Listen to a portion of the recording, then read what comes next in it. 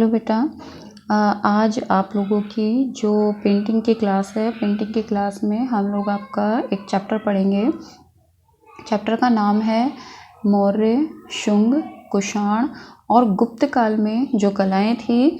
तो आप लोगों ने हिस्ट्री में पढ़ा होगा कि ये इतने सारे जो काल हैं, इन सब का एक ही जो है लेसन आपका बना दिया गया है कि जो मौर्य काल में, शुंग काल में, कुषाण काल में और गुप्त काल में, इन सभी कालों में जो भी अच्छी कला जो है वो बनी है, वो किस किस तरीके से बनी है, क्या है, ये सब कुछ एक ही लेसन में आप लोग पढ़ने को पढ़ लेंगे। इसी पूरे लेसन में आप लोगों ने यही पढ़ना है। तो सबसे पहले हम लोग परिचय शुरू करते हैं। इसका परिचय में है, मौर्य काल के दौरान कला की अनेक विधाएं अपने चरमोत्कर्ष पर थी। यानी कि जो मौर्य काल था, मौर्य काल में जो कलाएं थी वो उनकी जो विधाएं थी, विधाएं बोलते हैं कि जो अलग अलग तरीके की हैं, तो वो अपने चरमोत्कर्ष पे थी। यानी कि मौर्य काल में जो था कला का बहुत ही ज़्यादा अच्छा काम हुआ। इस काल में जो था वो जो अधिकांश जो चित्र थे वो पहाड़ों को काटकर दीवारों पर भित्ति चित्रों के रूप में बने और उनको अलग अलग रंगों का प्रयोग करके बनाया गया। तो जो पहाड़ थे, पहाड़ों को पूरा काट करके और उनकी जो दीवारें बनी, दीवारों पर उन्होंने भित्ति चित्रों के रूप में काम किया। उसके बाद में मौर्य काल में ही जो था वो मूर्ति कला जो थी, मूर्ति कला भी बहुत अच्छी तरीके से जो थी उभर के आई। पहले मैंने आपको बताया कि जो चित्रकार थे, इससे पहले आपने जो भी चैप्टर पढ़े तो वो क्या था, पहाड़ी जो क्षेत्र थे, पहाड़ी क्षेत्रों में उनकी दीवारों, पहाड़ को सिमिलर करके उनके ऊपर भित्ति चित्रों के रूप में काम करते थे, उनकी भित्ति यानी दीवारों पर काम करते थे। लेकिन मौर्य काल में एक क्वालिटी और आई कि उन्होंने मूर्ति कला भी जो थी वो बनानी शुरू कर दी। जैसे कि आप लोगों के जो चैप्टर है, चैप्टर में आप लोग पढ़ेंगे कि आपकी जो चौरीवाहक या यक्षिणी ये एक है और एक सिंह शीर्ष है। ये आपके जो चैप्टर है, चैप्टर में ये दो मौर्य काल की जो मूर्ति हैं या सिंह शीर्ष को आप एक स्तंभ बोलेंगे, स्तंभ है। तो ये जो है ये बहुत ही ज़्यादा अच्छे क्वालिटी के बने हुए हैं, जिनको के जो है पॉलिश किया गया है, पॉलिश करके इनको और ज़्यादा खूबसूरत दिखाने की कोशिश की गई है। तो मौर्य काल में ये दोनों ही जो हैं वो आपके कोर्स में है। अब आप जब आगे पढ़ेंगे तो आपके कोर्स में जो भी इस काल से रिलेटेड मूर्तियाँ होंगी उनमें तब आप इनकी डिटेल्स पढ़ पाएंगे। इसके अलावा जो और मूर्तियां बनी वो शुंग काल में भी बनी, लेकिन शुंग काल में, क्योंकि मौर्य के बाद देखिए ऊपर आप पढ़ सकते हैं, तो जो शुंग काल था, शुंग काल में मूर्तियां तो बनी लेकिन इतनी अच्छी नहीं बनी कि उनको पहचान मिल सके, वो ज़्यादा अच्छी क्वालिटी की मूर्तियां नहीं थी। तो उनमें से कोई भी मूर्ति आप लोग नहीं पढ़ेंगे।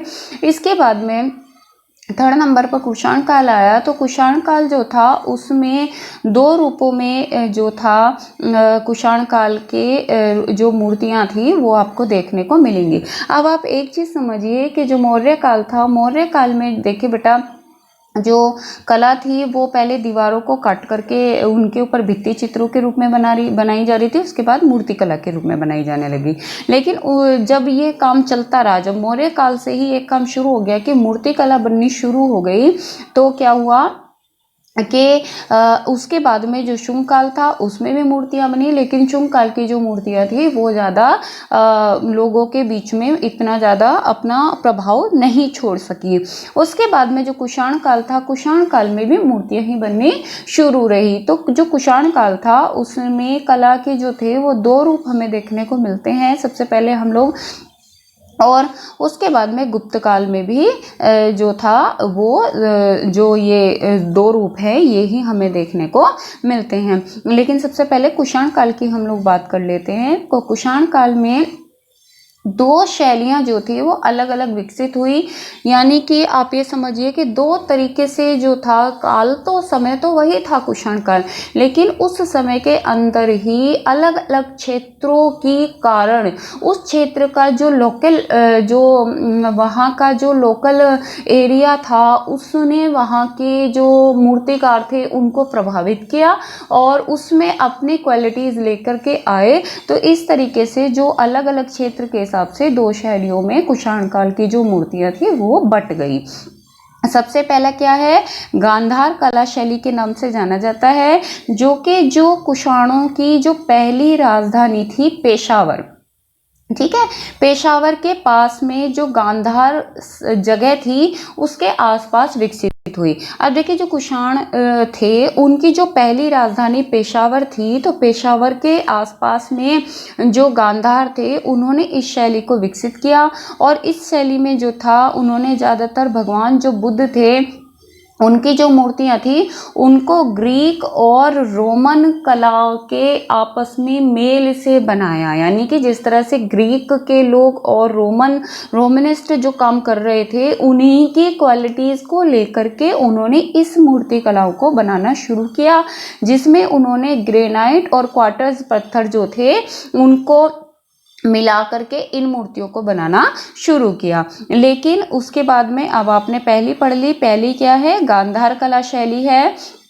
जो पहली कला शैली के नाम से कुषाणों की जो पहली कला शैली जानी जाती है वो गांधार कला शैली के नाम से जानी जाती है, ठीक है। उसी क्योंकि ये जो था वो गांधार प्रांत जो था ये इनकी जो पहली राजधानी पेशावर थी उसके पास था और उसके पास में होने की वजह से इसका नाम जो था वो गांधार कला शैली पड़ गया। उसके बाद में जो दूसरी इनकी कला शैली थी वो मथुरा के आसपास के जो क्षेत्र थे, इनकी जो राजधानी है मथुरा, जो दूसरी राजधानी मानी जाती है कुषाणों की, तो जो कुषाणों की दूसरी राजधानी मथुरा थी उसके जो आसपास का जो जगह थी वहाँ पर क्या था कि जो बलुआ पत्थर था वो बहुत ज़्यादा पाया जाता था, ठीक है। बलुआ पत्थर के पाए जाने के कारण इन्होंने उन्हीं पर जो मूर्तियाँ थी उनको बनाना शुरू कर दिया। और मथुरा के पास ही क्या था, सारनाथ और बरहुत नाम की ये जो दो जगहें थी, इन जगहों के नाम से भी जो यहाँ पर बहुत ज़्यादा क्वालिटी जो थी इनको समावेश कर लिया गया, मथुरा जो ये शैली थी इसमें। और उसके बाद में यहाँ इनके क्वालिटी में क्या हुआ कि जो हिंदू देवी देवता थे, जैन तीर्थकर, बुद्ध और बौद्धिस्ट की मूर्तियाँ जो थी उन्होंने क्या किया, शुद्ध भारतीय कला तत्वों का यहाँ पर समावेश हो गया। देखिए जो पहली थी गांधार कला शैली, मैंने आपको बताया कि उसमें जो था ग्रीक और रोमन कला का समावेश था, दोनों कलाओं को मिला करके काम कर रहे थे, तो वो भारतीय नहीं थी।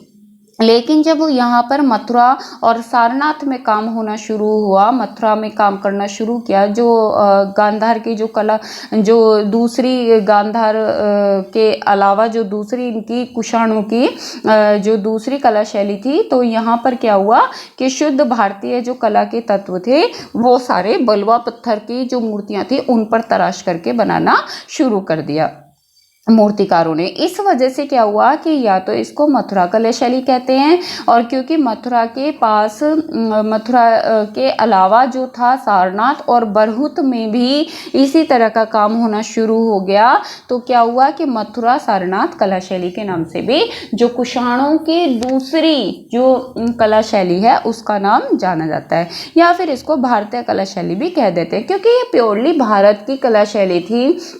जो भारत के भारतीय जो क्वालिटीज़ थी, भारत के जो मूर्तिकार थे वो किस तरीके के बनाते थे, उन्होंने विदेश लोगों की कोई भी क्वालिटी नहीं ली थी।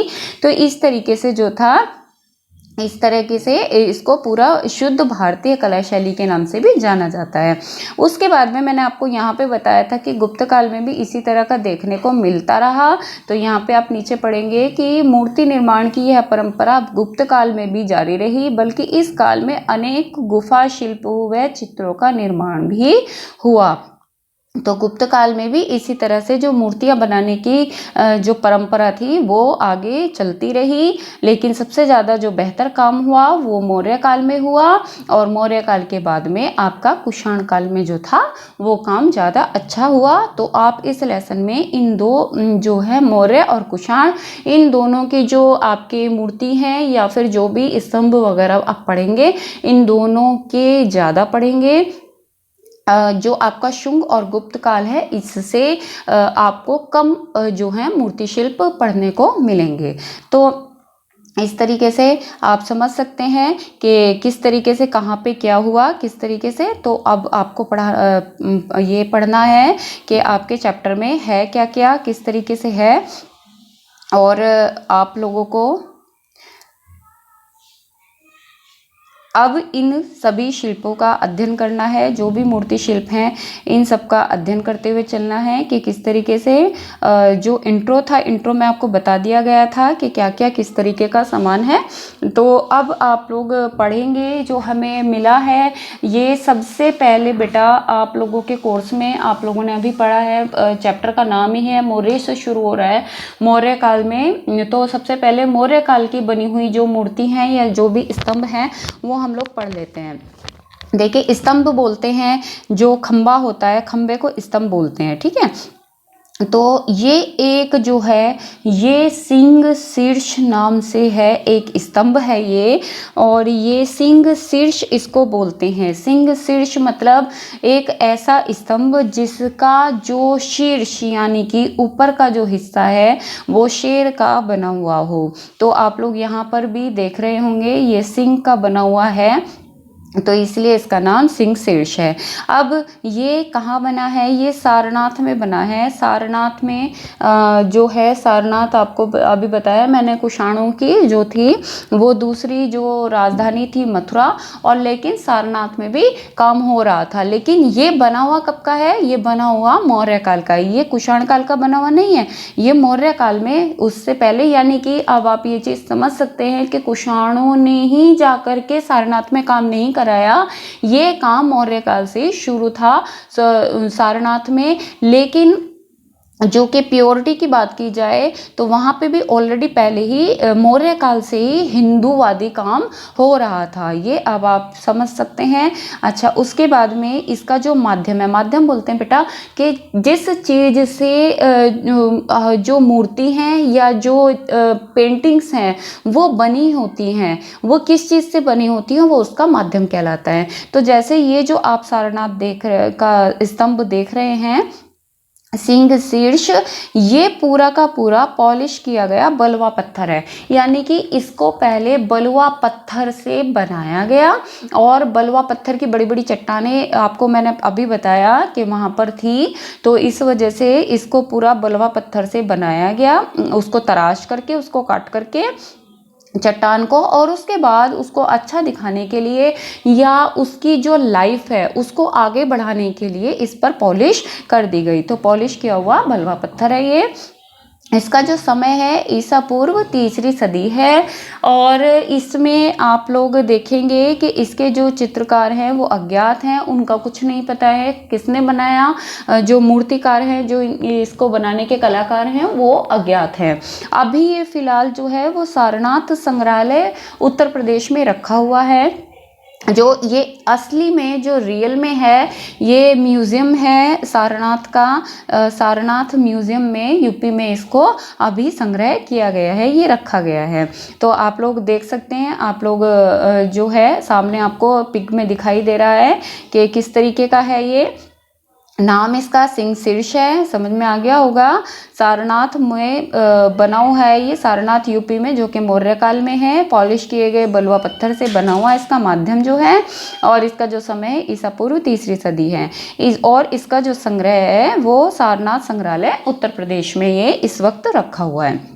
अब इसका विवरण हम लोग पढ़ लेते हैं कि किस तरीके का है, क्या इसके बारे में क्या हम लोग देख पा रहे हैं इसमें, और ये किस तरीके का है। तो ये है आपका और इसमें मैं आपको इसका जो विवरण है इसके बारे में बताती हूँ कि आप लोग ज़रा गौर से देखिएगा। तो इस जो ये है, इसको मैं विवरण बताने से पहले आपको बता दूँ कि ये मौर्य में आप लोगों ने सबसे ज़्यादा मौर्य काल में सम्राट अशोक का नाम सुना होगा, कि जो सम्राट अशोक हैं वो सबसे ज़्यादा फेमस थे। तो उन्हीं के संरक्षण में बना हुआ, यानी कि उन्होंने ही बनवाया हुआ है ये। और इसको जो था उन्होंने सारनाथ में स्थापित करवाया था। सारनाथ में, क्योंकि सारनाथ में बना है तो अब ये कहीं से उठ के तो जाएगा नहीं ना, चट्टान को काट के बनवाया था। तो आपको अभी पहले ही बता दिया। अच्छा, ये क्यों बनाया, इसका क्या रीज़न था, क्यों बना? तो इसको बनाने के पीछे एक रीज़न था कि जो सम्राट अशोक थे, अशोक जो थे वो भगवान बुद्ध के जो अनुयायी थे एक तरीके से। और वो भगवान बुद्ध ने जो सारनाथ में अपना पहला प्रवचन दिया था धर्म चक्र प्रवर्तन का। तो जो धर्म चक्र प्रवर्तन का जो उनका पहला प्रवचन था, उसको वो यादगार बनाना चाहते थे कि उन्होंने जो उसमें एक तरीके से बोल सकते हैं कि जो प्रवचन में उन्होंने जो लोगों को संदेश दिया था, उस संदेश को वो एक याद के तौर पर आगे तक उसको जीवित रखना चाहते थे। तो सारनाथ में इसलिए ये सिंह शीर्ष जो था वो सम्राट अशोक ने बनवाया था। अब इसके बारे में बात कर लेते हैं कि इस सिंह शीर्ष में क्या है। देखिए बेटा, इस सिंह शीर्ष में 5 भाग हैं, 5 भागों में बटा हुआ था ये सिंह शीर्ष पूरा। आपको पहले बता दिया, स्तंभ है, स्तंभ का अर्थ होता है खंबे जैसा। तो ये खंबा लंबा पूरा बना हुआ है, जिसमें से जो इसका पहला भाग है वो यहाँ नीचे था। उसके बाद ये सेकंड भाग है इसका, ये थर्ड है, ये फोर्थ है, और उसके ऊपर एक और भाग यहाँ पर आपको मिलेगा। तो इस तरीके से 5 भाग हैं। और अब इन 5 भागों के बारे में हम लोग पढ़ लेते हैं कि 5 भागों में क्या क्या था। तो जो पहला ये यहाँ से इस तरीके से शुरू है, नीचे ये जो था ये इस तरीके से था। तो जो पहला इसका जो बेस था, इसके नीचे भी एक बेस था।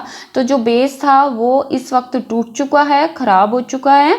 और क्योंकि टूट चुका है तो वो टूटने के बाद में जो है अभी इसीलिए आपकी जो ये है इसमें आपको साथ में नहीं दिया गया है और नहीं पढ़ाया जा रहा है क्योंकि वो टूट चुका है। तो उसके बाद में जो सेकंड है, ये घंटी नुमा जो है वो आपको दिखाई देगा, जो कमल जैसे होता है। यहाँ पे आप देखिए एक कमल की आकृति वाला आपको एक ये दिखाई देगा कि एक कमल की आकृति का है। तो ये जो कमल की आकृति जैसा घंटी नुमा इसका आधार है। आधार मतलब बोलते हैं बेस को। एक तो नीचे बेस था इसका यहाँ पर जो कि खराब हो चुका है, जो कि टूट चुका है। उसके बाद में ये कमल नुमा इसके ऊपर, जिसके ऊपर ये पूरा का पूरा स्तंभ रुका हुआ है। तो सेकंड जो है ये घंटी नुमा जो आधार है कमल नुमा इसके ऊपर है। थर्ड में तीसरा हिस्सा जो आपका मैंने बताया आपको अभी, ये वाला हिस्सा जो है इसका तीसरा है। तो इस तीसरे हिस्से में जो है वो जो है आप लोग देख पा रहे होंगे कि जो तीसरा हिस्सा है इसका ये वाला, इस तीसरे हिस्से में जो है कि घंटी नुमा ये जो आधार था कमल नुमा आकृति का, इस घंटी जैसे, घंटी नुमा यानी कि घंटी जैसे आप लोगों ने देखा होगा मंदिर की घंटी ऐसी जैसी होती है। और इसकी जो नीचे की जो शेप है ये आप लोग देख पा रहे होंगे कि कमल की पंखुड़ी जैसी हैं। तो इसके ऊपर क्या है, गोल चक्र है एक। ये यहाँ आप देख पा रहे होंगे कि ये जो है ये गोल ड्रम जैसा एक चक्र है यहाँ पर। और इस जो है जिस पर के जो 4 पशु हैं आप लोग यहाँ पे देख पा रहे होंगे इस तरीके से। ये 2 हैं क्योंकि सामने से हैं और 2 इसके पीछे छुपे हुए हैं। तो ये जो 4 पशु हैं ये जो है ये पूरी तरीके से जो है ये जो पशु है ये 4 पशुओं की आकृति हैं जो कि हाथी, बैल, शेर और घोड़े, इस तरीके से 4 हैं। ये 4 हाथी, बैल, शेर और घोड़ा। आपको थोड़ा सा अगर आप लोग गौर से देख पा रहे होंगे इस वाले चित्र में, तो ये आपको यहाँ पे घोड़ा दिखाई दे रहा होगा और ये आपको बैल दिखाई दे रहा होगा। तो इसी तरीके से हाथी और शेर जो हैं इसके दूसरी साइड हैं, क्योंकि एक ही साइड की फोटो है तो हम लोग इसी के आधार पे पढ़ेंगे। तो इसके बीच में जो है ये यहाँ पर आप देख रहे होंगे एक चक्र बना हुआ है, और ये जो चक्र है इसमें जो है वो 24 तिल्लियाँ बनी हुई हैं, 24 तिल्लियाँ बीच में बनी हुई हैं, जो कि धर्म चक्र के नाम से जानी जाती हैं। इसको धर्म चक्र बोलते हैं। और ये जो पशु हैं, ये जो 4 पशु हैं, ये सुई जैसे होती है ना, घड़ी में 4 सुइयों का काम कर रहे हैं। ठीक है, जो जैसे कि सुई जो होती हैं, तो 4 सुइयों का नहीं, सॉरी, जो 24 घंटे हैं, 24 घंटे में जो ये तिल्लियां हैं, ये 24 घंटों का काम करती हैं, काम दिखा रही हैं। और ये जो हैं ये इन सुइयों के अनुरूप दौड़ते हुए, यानी कि इस तरीके से आप लोग देखेंगे बेटा, तो ये थोड़ा सा आपको जैसे इस तरीके से जो है घड़ी जो है वो अपना ऐसे चलाती है, तो इसी तरीके से जो पशु हैं ये भी इसकी तरफ दौड़ते हुए दिखाई दे रहे हैं।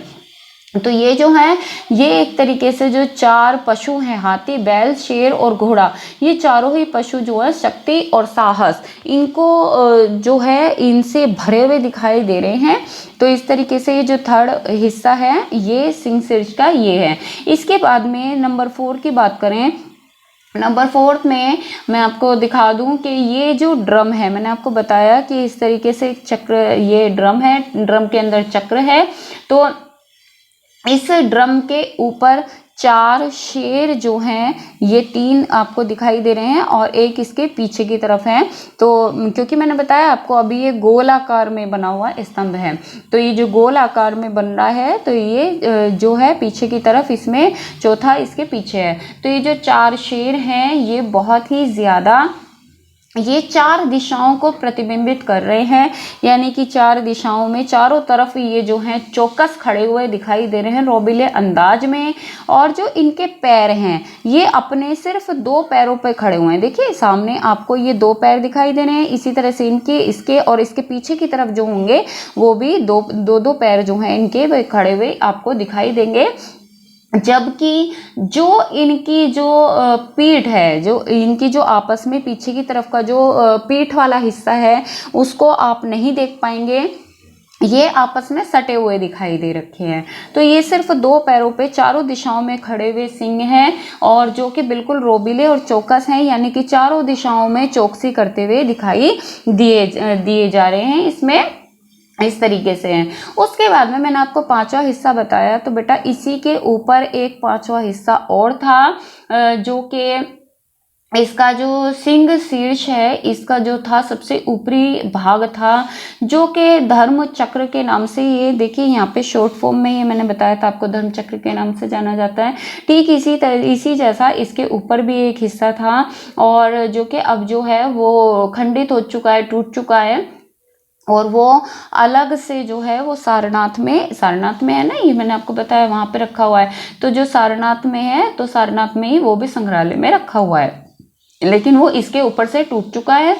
तो उसमें भी जैसे ये नीचे है यहाँ पे, इसी तरीके से ठीक 24 जो तिल्लियाँ हैं, 24 तिल्लियाँ उसमें बनी हुई थी ऊपर की तरफ। और उसमें अब आप लोग देख पा रहे होंगे कि जो ये जो धर्म चक्र है, ये जो 24 तिल्लियाँ हैं, जो हमारा राष्ट्रीय ध्वज है, जो हमारा झंडा है तिरंगा, उसमें जो सफ़ेद रंग की पट्टी होती है उसमें बीच में नीले रंग से अंकित किया गया है। तो वो यही वाला धर्म चक्र जो है वो सारनाथ से लिया गया है। जो सिंह शीर्ष है इसी से वो लिया गया है, जो हमारा तिरंगा है, झंडा, उसके बीच में जो धर्म चक्र बना हुआ है। तो एक चीज़, और दूसरा, अब आप ये चीज़, अब ये 5 हिस्से आप लोगों ने पढ़ लिए ठीक इस तरीके से।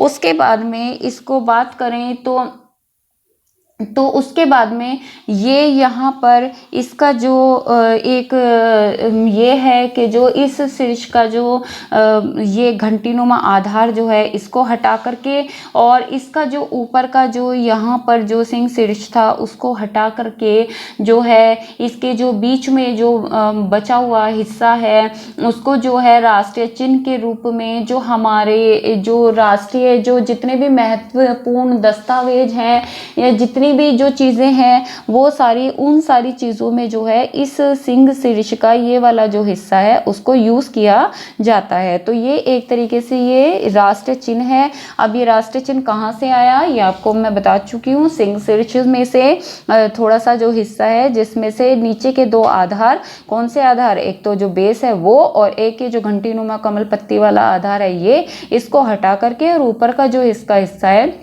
यानी कि सिर्फ दो जो हिस्से हैं उनको राष्ट्र चिन्ह में यूज़ किया जाता है। तो इस तरीके से ये जो मौर्य काल में बना हुआ सिंह शीर्ष है ये आपका पहला स्तंभ है। सिंह शीर्ष जो है वो स्तंभ के रूप में जाना जाता है जो मौर्य काल में बना था। अब आपको पता चल गया होगा कि जो हमारा सिंह शीर्ष है वो कितना ज़्यादा हमारे राष्ट्र के जो प्रतीक हैं, चिन्ह हैं और उनके उसमें कितना ज़्यादा यूज़फुल है, कितना ज़्यादा इसको यूज़ किया जाता है। तो इस तरीके से एक आपका ये सिंह शीर्ष है।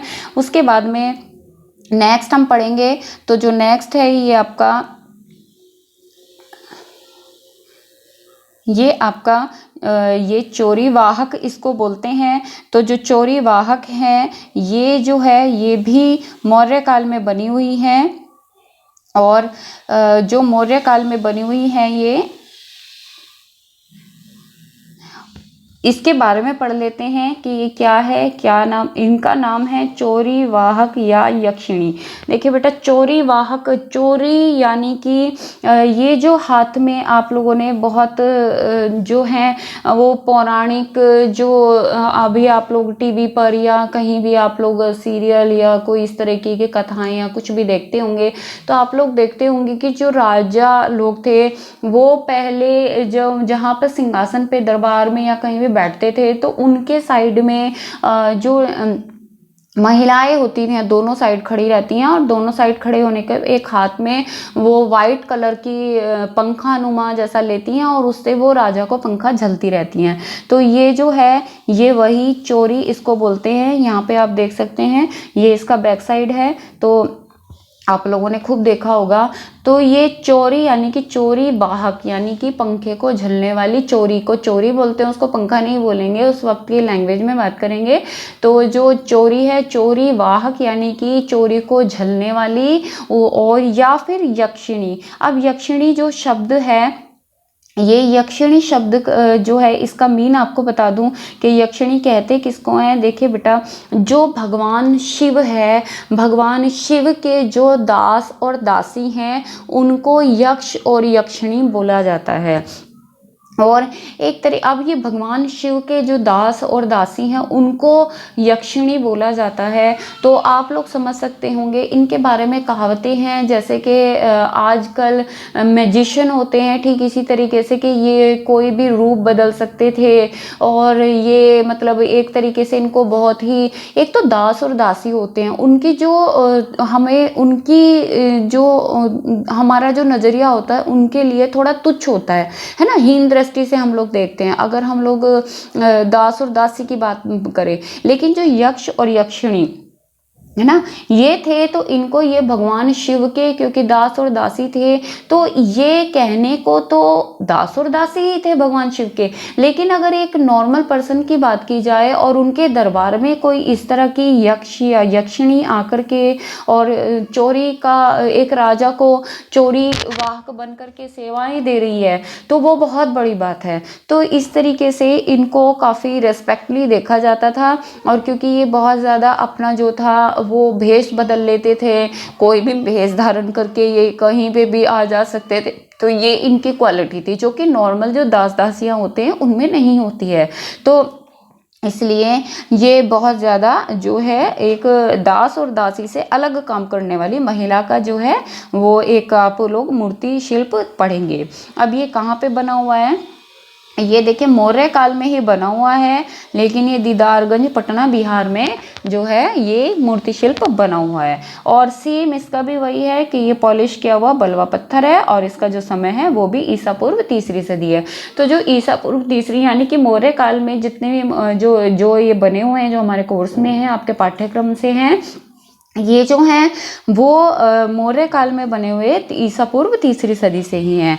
और इसका क्योंकि ये देखो वहीं बना हुआ है, कहाँ पे, ये पटना बिहार में बना हुआ है, तो इसका जो संग्रहालय है वो भी पटना संग्रहालय बिहार में ही होगा। तो पटना म्यूजियम में रखा हुआ है जो कि बिहार में है। अब इसकी डिटेल हम लोग पढ़ लेते हैं कि ये जो चोरी हैं वो क्या काम कर रही हैं, किस तरीके का इनका जो है वो मूर्ति शिल्प है, तो इसके बारे में पढ़ेंगे। आप लोग देख सकते हैं कि जो चोरी है, चोरी वाहक जो है, चोरी वाहक जो है उनका जो अगला हिस्सा है, यानी कि जो सामने से फ्रंट से वो दिख रही हैं वो ऐसे दिख रही हैं, और जो उनका बैक साइड है वो पीछे के पृष्ठभाग से वो इस तरीके से दिखाई दे रही हैं। तो सबसे पहले बात कर लेते हैं कि ये क्या है, किस तरीके से है। तो जो अभी मैंने आपको बताया कि भगवान शिव के दास दासी हैं, तो जो नॉर्मल दास दासियां होंगे उस समय के, उनसे थोड़ा सा अलग होंगी। ठीक इसी तरीके से इसमें भी दिखाया गया है कि जो चोरी जो वाहक हैं, यानी कि जो चोरी को झलने वाली महिला है, यक्षिणी जिनको बोलते हैं, ये जो है इनका जो कद है, जो इनकी हाइट है, ये थोड़ी आदम कद है, यानी कि ये पुरुषों जैसी हाइट लेकर के खड़ी हुई दिखाई गई हैं। तो एक तो इनकी ये बात है कि जो इनका कद है वो आदम कद है। उसके बाद में अब इन्होंने ये क्या कर रही हैं ये देख लेते हैं।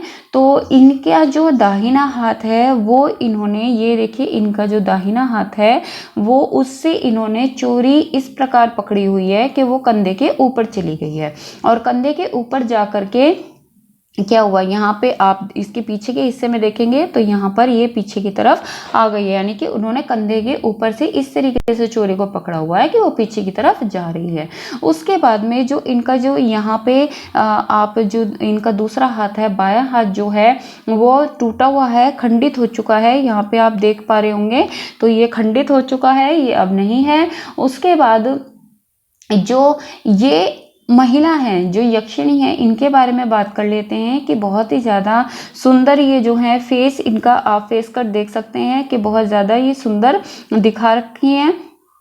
उसके बाद में ये यहाँ पे, और फिर उसके बाद जो ये इन्होंने काफ़ी जो खूबसूरत कपड़े हैं, यहाँ आप देखिए ये इन्होंने कमरबंद पहना हुआ है, और ये बहुत ही ज़्यादा खूबसूरत कपड़ों में जो है वो दिखाई गई हैं। इट मीन्स के ये जो बाकी दास दासियाँ हैं उनसे बहुत ज़्यादा अलग हैं, और इन्होंने जितना भी हो सकता है, इन्होंने जो एक महिला को जितना श्रृंगार करना चाहिए उस हिसाब से इन्होंने श्रृंगार किया हुआ है। अब इनके चेहरे की बात कर लेते हैं कि जो चेहरा है वो किस तरीके का बना हुआ है। तो जो इनका चेहरा है वो पर्याप्त गोलाई लिए हुआ है, यानी कि जितना इनको एक जितना मतलब शरीर को के हिसाब से चेहरा होना चाहिए, वो उस हिसाब से बहुत ही ज़्यादा खूबसूरत इनका जो चेहरा है वो बनाया गया है। उसके बाद में जो इनके नाक नक्श हैं वो भी बहुत ज़्यादा तीक्ष्ण तीखे बनाए गए हैं, यानी कि अट्रैक्शन जो है इनका जो है वो अच्छे तरीके से उभर के आ रहा है। तो एक तरीके से आप समझ सकते हैं कि जो मौर्य काल था, मौर्य काल में जो था वो जो मूर्ति शिल्प था वो कितनी चरम सीमा पर था, कितने अच्छे तरीके से उस वक्त के जो मूर्तिकार थे वो मूर्तियां बनाया करते थे। आप इन सब चीज़ों को देख करके अनुमान लगा सकते हैं, क्योंकि ये बलुआ पत्थर से बना हुआ मूर्ति शिल्प है। तो मैंने आपको बताया था, तो जो मूर्ति शिल्प है आप कहीं कहीं देखेंगे तो ये यहाँ पे आपको काफ़ी ज़्यादा जो शाइन आपको दिखाई दे रही होगी इस मूर्ति शिल्प में, वो इसलिए क्योंकि बलुआ पत्थर से बनाने के बाद में इस बलुआ पत्थर के ऊपर पॉलिश कर दी गई, पॉलिश करके इसको बहुत ज़्यादा समय तक जो था वो संभाल के रखने का भी एक जो मूर्तिकार था उसका एम था, और दूसरा जो था वो जो अच्छा और खूबसूरत दिखाई दे और भी ज़्यादा, क्योंकि तो इस तरीके से जो थे वो मौर्य काल में जो मूर्तिकार थे वो इस तरीके से जो था अपनी जो मूर्ति शिल्प थे उनके ऊपर पॉलिश कर दिया करते थे। तो ये दो आपके जो थे वो मूर्ति शिल्प, या जो आपने इससे पहले सिंह शीर्ष पढ़ा वो भी। तो इस तरीके से आप लोग देख सकते हैं कि ये आपके कोर्स में से मैंने आपको आज पढ़ाए। और नेक्स्ट क्लास में इसके बाद जो आपका शुंग, कुषाण या गुप्त काल में जो भी मूर्ति शिल्प बने हैं उनके बारे में डिस्कस करेंगे। अगर आपको इन 2 मूर्ति शिल्पों से या इस टॉपिक से रिलेट कोई भी प्रॉब्लम है तो आप लोग कमेंट बॉक्स में डाल दीजिएगा, तो वहीं पर आपको सोल्यूशन मिल जाएगा। Thank you.